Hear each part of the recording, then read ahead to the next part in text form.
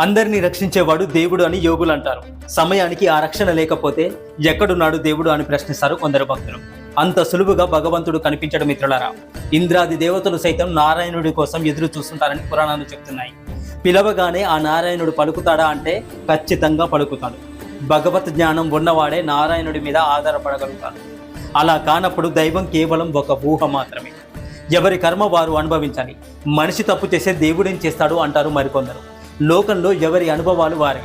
పలికెడివాడు పలికించెడివాడు రామభద్రుండట అంటాడు భక్త పోతన గారు. ఆయన రాముడి పట్ల భక్తిభావాన్ని చూపించారు. రామనామం యొక్క రహస్యం తెలుసుకున్నాడు. లోకానికి అదే ప్రకటించాడు. అది పోతన గారి అనుభవము, జీవిత సత్యము. భగవంతుడి నామం పలకాలంటే ముందుగా ఆయన అనుగ్రహం ఉండాలి అనేవారు రమణ మహర్షుల వారు. అంతా భగవంతుడే అని ఉపనిషత్తులు చెబుతున్నాయి. బాధలు మనల్ని వదిలిపోవు. బాధ అనేది ఒక మాయ అంటే కొంతమంది నవ్వుతారు. నిజానికి సుఖదుఖాలు రెండూ మాయే. ఈ జగత్తు ఒక